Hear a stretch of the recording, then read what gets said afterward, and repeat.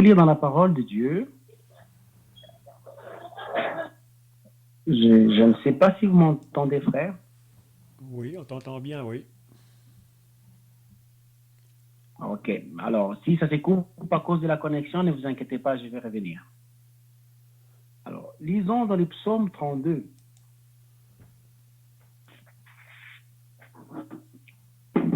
À partir du premier verset, psaume 32, premier verset. De David, cantique. Heureux celui à qui la transgression est remise, à qui le péché est pardonné. Heureux l'homme à qui l'Éternel n'impute pas l'iniquité, et dans l'esprit duquel il n'y a point de fraude.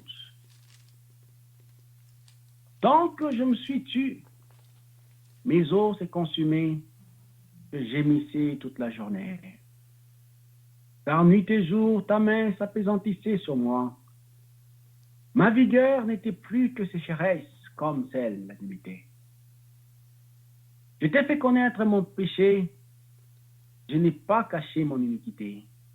J'ai dit, j'avouerai mes transgressions à l'Éternel, et tu as effacé la peine de mon péché. Qu'ainsi tout en pieux t'es pris au temps convenable, si des grandes eaux débordent, elles ne l'atteindront nullement. Tu es un asile pour moi, tu me garantis de la détresse, tu m'entoures de champs de délivrance. Je t'instruirai et te montrerai la voie que tu dois suivre. Je te conseillerai, j'aurai le regard sur toi. Ne soyez pas comme un cheval ou un mulet sans intelligence. On le bride avec un frein, un mort dont les pas, afin qu'il ne s'approche point de toi. Un autre psaume, c'est le psaume 42.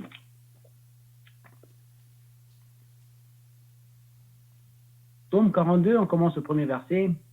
Au chef des chantres cantiques des fils de Corée, comme une biche soupire après de courants d'eau, ainsi mon âme soupire après toi, ô Dieu. Mon âme a soif de Dieu, du Dieu vivant. Quand irai-je et paraîtrai-je devant la face de Dieu?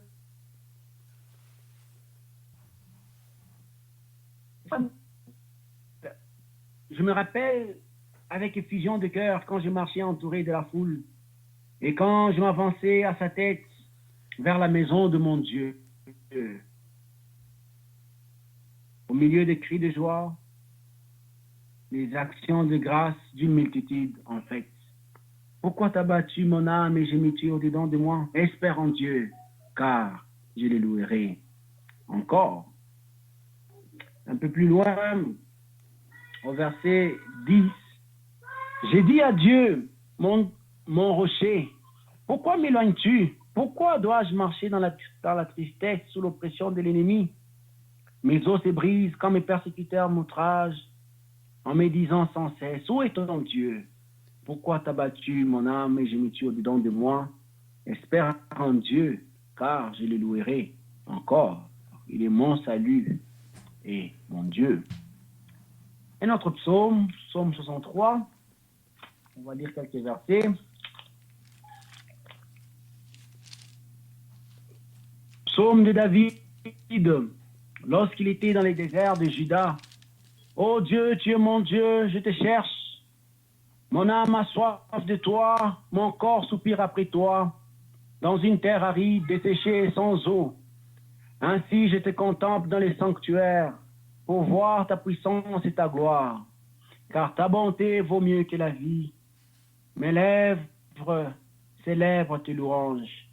Je te bénirai donc toute ma vie, et je lèverai mes mains en ton nom. Au verset 6, on dit, mon âme sera rassasiée comme de mets gras et succulents. Le verset 9, on dit, mon âme est attachée à toi. Enfin, le psaume 73. Psaume 73, psaume d'Asaph. Oui, Dieu est bon pour Israël. pour ceux qui ont le cœur pur. Toutefois, mon pied allait fléchir. Mes pas étaient sur le point de glisser, car je portais envie aux insensés, en voyant le bonheur des méchants. Rien ne les tourmente jusqu'à leur mort, et leur corps est chargé d'embonpoint. Ils n'ont aucune part aux souffrances humaines. Ils ne sont point frappés comme le reste des hommes. Au verset 12, on lit: Ainsi sont les méchants, toujours heureux, ils accroissent leurs richesses. C'est donc en vain que j'ai purifié mon cœur et que j'ai lavé mes mains dans l'innocence. Chaque jour, je suis frappé. Tous les matins, mon châtiment est là. Si je disais, je vais parler comme eux, voici, je trahirai la race de tes enfants. Quand j'ai réfléchi là-dessus pour m'éclairer, la difficulté fut grande à mes yeux jusqu'à ce que j'aille pénétrer dans les sanctuaires de Dieu et que j'aille pris garde au sort final des méchants. Oui, tu les places sur des voies glissantes, tu les fais tomber et les mets en ruine. Et quoi, un instant, les voilà détruits, ils sont enlevés, exterminés par une fin soudaine. Comme un songe au réveil, Seigneur, à ton réveil, tu repousses leur image. Lorsque mon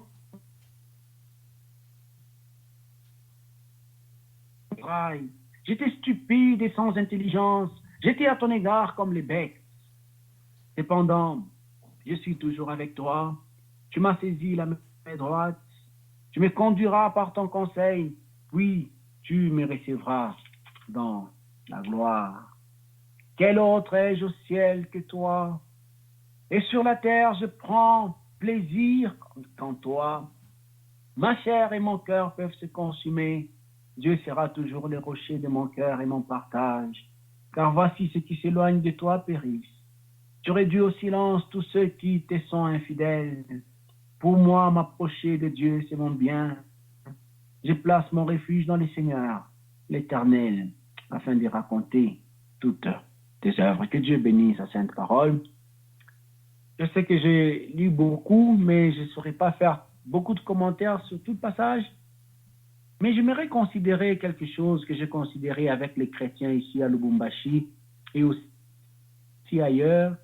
Et ça m'est à cœur de partager avec vous ce matin. J'aimerais considérer 4 choses qui affectent notre communion avec Dieu.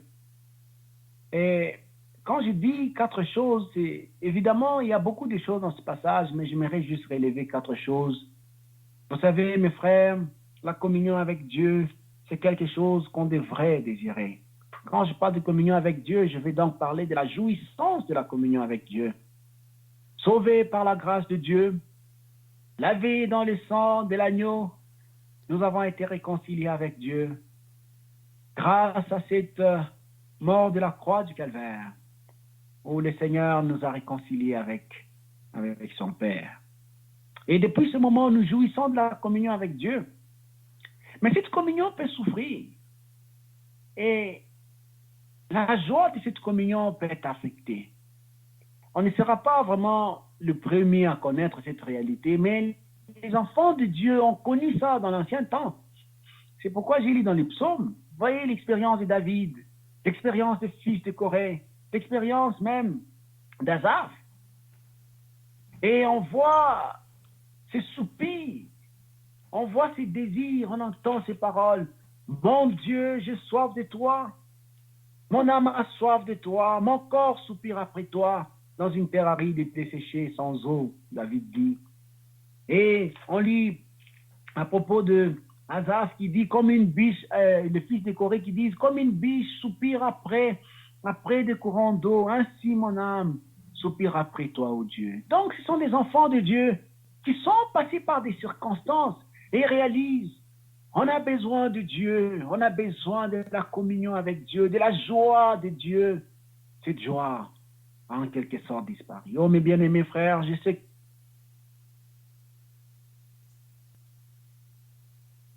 c'est une chose et prions que si un frère ou une sœur se retrouve, que la grâce de Dieu puisse simplement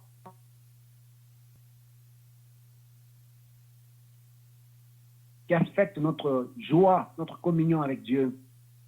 C'est le péché non confessé. Psaume 32. Le psaume 32, c'est un psaume écrit par David. David avait péché. David avait commis l'adultère, David avait tué. Et David n'avait pas confessé son péché devant Dieu. La conséquence était immédiate. Il dit lui-même, sa vigueur n'était plus que comme une sécheresse. Il dit, ma vigueur n'était plus que sécheresse comme celle de l'été. Il n'y avait plus de joie. Il n'y avait plus de fraîcheur avec Dieu. Il n'y avait plus de communion avec Dieu. Pourquoi David a péché? Et il dit, tant que je me suis tué, mes os s'est consumé, j'ai gémissé toute la journée, car la main de Dieu s'appesantissait sur lui jour et nuit. Pourquoi? David a péché, David n'a pas dit à Dieu son péché, David n'a pas confessé son péché à Dieu. Et vous savez, comme je l'ai dit aux enfants de Dieu récemment, ça m'a effrayé simplement de penser. Un commentateur disait que ça faisait environ une année que David n'a pas confessé son péché. Et ça m'a juste effrayé de penser combien de temps devons-nous faire pour, restant dans une situation où on n'est pas en communion avec Dieu, sans confesser notre péché, la main de Dieu va s'appesantir sur nous.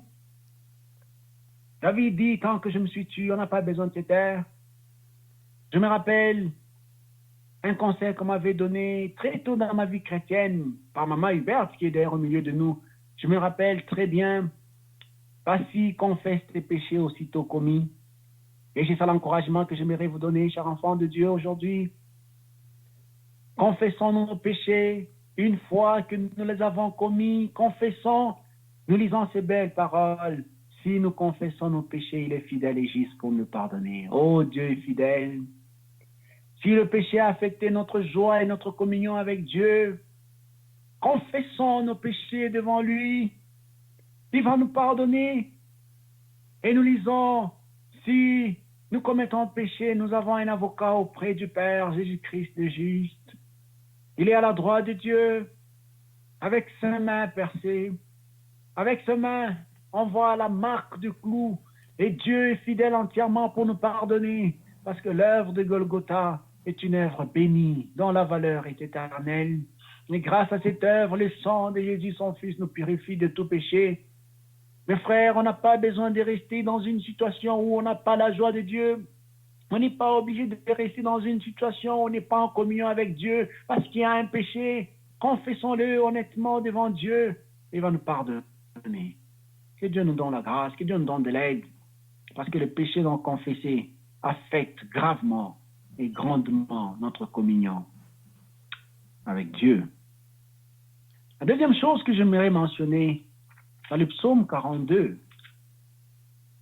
c'est le fardeau intérieur, nos larmes et même l'oppression de l'ennemi qui affectent notre communion avec Dieu. Écoutez ce que le fils de Corée dit, comme une biche soupire après de courants d'eau, ainsi mon âme soupire après toi, ô Dieu.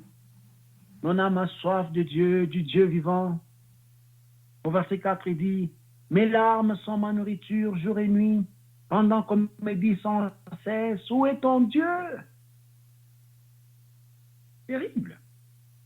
Mes larmes sont ma nourriture. Vous savez, quand nous avons un fardeau intérieur, quand nous avons des larmes, quand nous avons des problèmes qui nous préoccupent, ça peut affecter, si on ne les traite pas normalement selon la parole, ça peut affecter notre joie avec Dieu.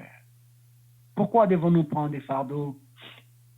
Le Seigneur dit ces paroles, déchargez-vous sur lui de tous vos soucis, car lui-même prend soin de vous. On a à ses pieds. Déposons-le. Et même quand des personnes peuvent nous persécuter et peuvent nous poser la question, n'est-ce pas, vous dites que vous êtes des chrétiens, où est votre Dieu? Rappelons-nous de ceci, mes frères. La parole dit, espère en Dieu, car je le louerai encore. Pourquoi t'as battu mon âme et gémis-tu au-dedans de moi? Espère en Dieu, car je le louerai encore. Donc, que le Seigneur nous donne la grâce. Que le fardeau intérieur, si vous avez des fardeaux, un problème avec les enfants, un problème dans l'assemblée peut-être même, un problème dans la famille, un problème au travail. Oh, rappelons-nous de ceci. Le Seigneur veut que nous venions avec. Il dit, venez à moi, vous tous qui êtes fatigués, chargés. Ah oui, on l'annonce dans l'annonce de l'Évangile, mais dans un certain sens, venons avec nos fardeaux. C'est le même Sauveur. Déposons ces fardeaux à ses pieds. Et nous allons reconnaître ce que la parole de Dieu dit. La paix de Dieu qui surpasse toute intelligence gardera nos âmes, notre esprit, dans le Seigneur Jésus. Donc que Dieu nous donne la grâce de ne pas laisser nos fardeaux intérieurs, nos larmes, ou même l'oppression de l'ennemi affecter notre communion avec Dieu. Dans le psaume 63, c'est David qui est dans des circonstances difficiles. Saül les poursuit, veut les tuer. Même dans les circonstances difficiles, on entend ceci. David dit ces paroles. Oh Dieu, tu es mon Dieu, je te cherche. Mon âme a soif de toi. Mon corps soupire après toi. Dans une terre aride, desséchée sans eau. Ainsi je te contente dans les sanctuaires, pour voir ta puissance et ta gloire. Vous savez, une terre aride, desséchée sans eau, ça nous parle du monde. Ça nous parle du monde et des circonstances difficiles. Des fois, nous nous retrouvons dans des circonstances comme dans les déserts, une terre aride, une terre desséchée. Mais malgré cela, malgré ces circonstances difficiles, approchons-nous de Dieu. Comme David, il dit, je te cherche, tu es mon Dieu. Je me donner ici un encouragement, mes frères. Peut-être vous passez par des moments difficiles, mais que les circonstances difficiles ne puissent pas affecter la joie de la communion avec Dieu. Je n'ai pas beaucoup de temps, il faut que je regarde à l'autre passage, mais vraiment, juste encourager les circonstances difficiles, le monde, que toutes ces choses ne puissent pas affecter notre joie, que ça ne puisse pas affecter notre communion avec notre Dieu. Dans le psaume 73, quelque chose d'autre qui affecte notre communion avec Dieu, je peux dire c'est le mécontentement, l'envie des méchants. Ce manque de contentement a conduit Asaph à dire ceci. Oui, Dieu est bon pour Israël, pour ceux qui ont le cœur pur. Toutefois, il dit, mon pied allait fléchir. Oh, est-ce que ça ne vous est jamais arrivé, mes frères? Où tu arrives dans une circonstance, tu regardes tes circonstances et tu regardes les gens autour de toi. Comme Asaph, il dit, mon pied allait fléchir, mes pas étaient sur le point de glisser, car je portais envie aux méchants. Voilà les choses qui nous arrivent des fois. On tourne les regards dans le monde, on pense voir le bonheur dans ce monde, et on commence à regarder l'assemblée comme si on est étouffé dans l'assemblée, comme si on est restreint dans l'assemblée. Oh mes frères, il y a Asaph qui a connu ça aussi. Mais écoutez ce qu'il dit. Il regarde ces méchants heureux, ils accroissent leurs richesses, ils n'ont pas de part aux souffrances. Il dit, moi donc c'est en vain que j'ai purifié mes mains et mon cœur. Non, jamais. Et il dit ici, si je pense parler comme eux, je trahirai la race de tes enfants. Il est troublé. Il est troublé dans son âme et dans son cœur. Pourquoi est-il troublé? Il porte envie aux méchants. Il porte envie aux méchants. Mes frères, si on s'arrête et on commence à contempler le monde, les joies du monde, les plaisirs de ce monde ici, les choses qui fonctionnent dans ce monde, la chose qui va arriver, on va être découragé. Mais qu'est-ce qui a sauvé cet homme? Quelle est la solution? Si nous avons de péchés non confessés, si nous avons un fardeau intérieur, si nous avons des circonstances difficiles, si même nous sommes dans une circonstance où on envie le méchant, quelle est la solution? Oh, j'étais touché de penser.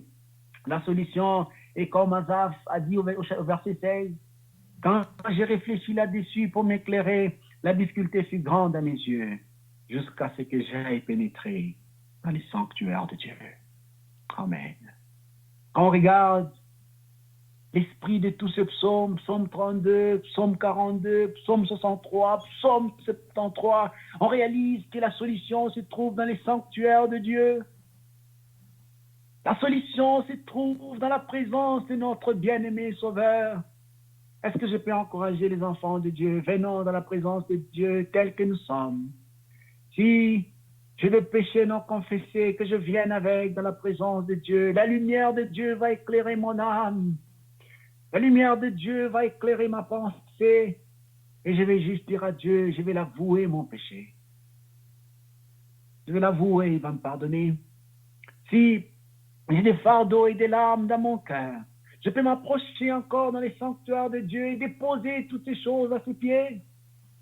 Et même si je passe par des circonstances difficiles, je peux faire la même chose et les dépose aux pieds du Seigneur. Et même si je suis dans une circonstance où le mécontentement envahit mon âme, quand je viens entrer dans les sanctuaires, regardez la solution d'Azar. Il dit, j'étais insensé lorsque mon cœur s'aigrissait et que je me sentais percé dans les entrailles. J'étais stupide et sans intelligence. J'étais à ton égard comme les bêtes. Oh, il réalise et il comprend. C'est dans la présence de Dieu qu'on comprend et finalement on adore. Il dit, cependant, je suis toujours avec toi. Tu m'as saisi la main droite. Voilà les choses qu'on découvre quand on entre dans la présence de notre bien-aimé Sauveur. Je suis toujours avec toi. Tu m'as saisi par la main droite. Tu me conduis par ton conseil. Puis tu me recevras dans la gloire. Et il réalise dans ce monde, quel autre ai-je au ciel que toi? Et sur la terre, je ne prends plaisir qu'en toi. Qu'est-ce qui va faire qu'on va découvrir cette réalité? La joie dans les ciels, c'est Dieu. La joie sur la terre, c'est lui. Les sanctuaires de Dieu. Il dit, ma chair et mon cœur peuvent se consumer. Dieu sera toujours les rochers de mon cœur et mon partage. Car voici, ceux qui s'éloignent de toi périssent. Tu réduis au silence tous ceux qui sont infidèles. Pour moi, m'approcher de Dieu, c'est mon bien. Je place mon refuge dans le Seigneur l'Éternel afin de raconter tes œuvres. Que Dieu nous donne de la grâce, mes frères, de ne pas laisser ces choses affecter notre témoignage ou notre communion avec Dieu. Parce que c'est seulement en communion avec Dieu que nous pouvons les servir. C'est seulement avec Dieu que l'Assemblée peut prier davantage. C'est seulement en communion avec Dieu que même des résolutions de problèmes peuvent arriver. Que le Dieu nous donne de l'aide, de rechercher cette communion profonde avec lui, de rechercher cette joie intime avec lui. Lui-même dit ces paroles, voici je me tiens à la porte et je frappe. Si quelqu'un entend ma voix et ouvre la porte, j'entrerai. Je souperai avec lui et lui avec moi. Il est là. Il désire notre communion, il désire notre joie. Et que Dieu nous donne la grâce de rechercher cette joie. Que ces faibles paroles puissent nous exhorter à rechercher la face de Dieu, la communion avec Dieu. La soif de Dieu doit envahir nos âmes et il va se faire voir. Il va répondre à notre quête. Que Dieu bénisse sa parole. Prions. Notre Dieu et notre Père, nous voulons maintenant venir devant ta présence pour te remercier et te rendre grâce pour le temps que nous avons passé ce matin ensemble dans l'adoration.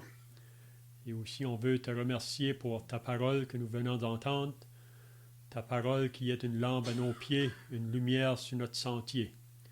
Comme nous venons d'entendre, l'importance de maintenir notre communion avec Dieu, de ne pas laisser le péché ou le fardeau, toute autre chose qui pourrait nous faire perdre cette joie de la communion avec Dieu. Donc, on veut te remercier pour cette parole que nous avons entendue ce matin. On veut te prier ta bénédiction sur notre frère à Lubumbashi ainsi que toute l'assemblée là-bas.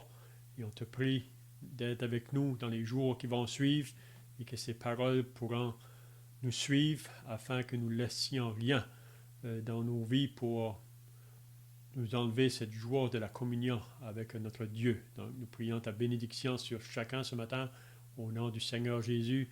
Amen.